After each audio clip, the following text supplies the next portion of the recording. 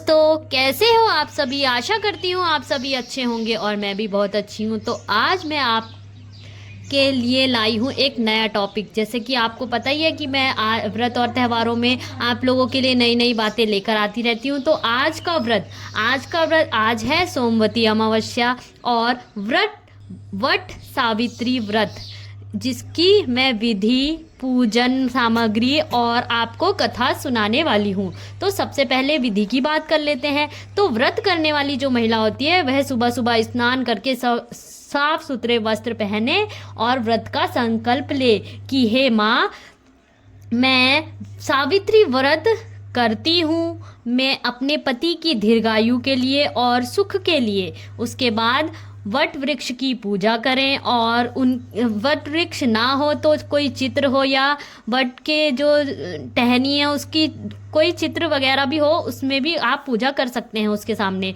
वृक्ष के चारों ओर 7 बार या 21 बार मौली का धागा लपेटना है और सावित्री, सत्यवान और वट वृक्ष की पूजा करें।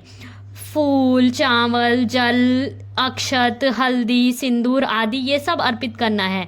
व्रत कथा जरूर से सुने या उसे पढ़ें, जो कि मैं आपको आगे सुनाने वाली हूँ। ठीक है। उसके बाद अंत में आरती करते हैं, फल और प्रसाद बांटते हैं और उसके बाद शाम को व्रत का पारायण किया जाता है। ये आपको मैंने साधारण विधि बता दी है। उसके बाद अब मैं आपको बताऊंगी पूजन सामग्री जो जो उसमें लगती है, जो कि साधारण मतलब सरल सरल भाषा में और सरल विधि जो होती है।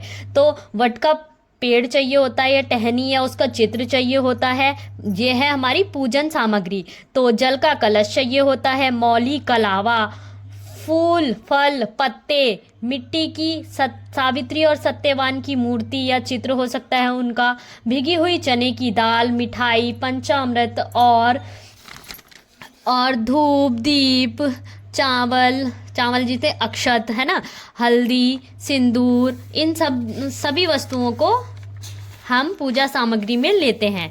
तो बस ये हो गई पूजा सामग्री की बात। अब हम बात करेंगे वट सावित्री व्रत की कथा की, जो कि मैं आपको सरल और छोटे रूप में ही सुनाने वाली हूँ।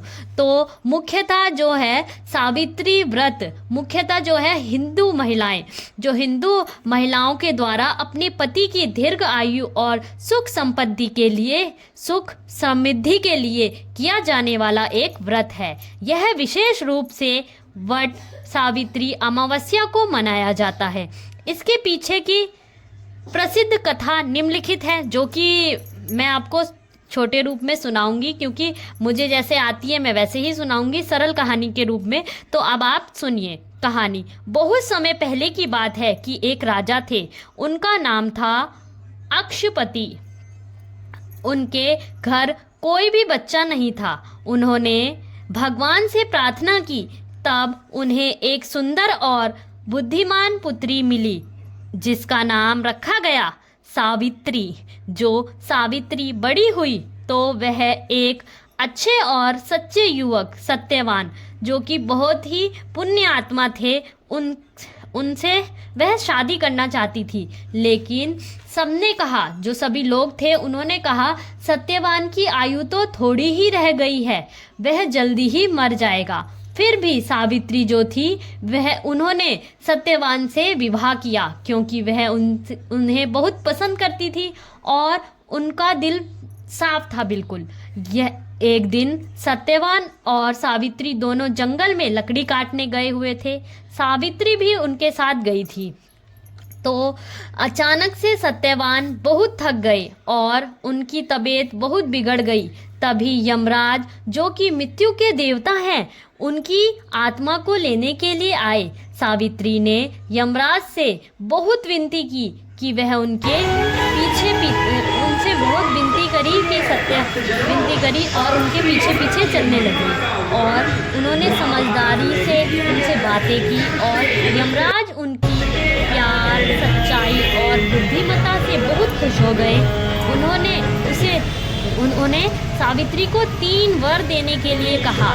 सावित्री ने वरदान में मांगा कि उसको 100 पुत्र हो, तो तब यमराज ने 100 पुत्रों का उन्हें वरदान दिया। परंतु जब पुत्रों का वरदान दिया तो सावित्री थी, उन्होंने अपनी चतुराई दिखाई और उन्होंने कहा, यदि आप मुझे 100 पुत्रों का वरदान दे रहे हो तो मैं उन्हें अपने पति सत्यवान से ही चाहती हूँ। इस प्रकार से यमराज को अपनी भूल का एहसास हुआ और उन्होंने सत्यवान को जीवन दान दिया।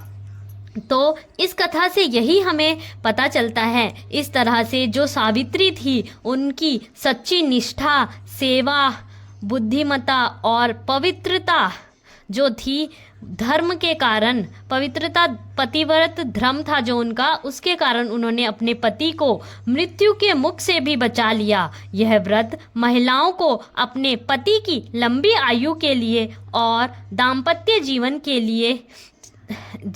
के लिए प्रेरित करता है। कहानी हमें, जो ये कहानी मैंने आपको सुनाई है, उससे हमें क्या सीख मिलती है? हमें यही सीख मिलती है कि सच्चा प्यार और सच्चे प्रेम में बहुत ताकत होती है। अगर नीयत अच्छी हो तो भगवान भी हमारी मदद करते हैं।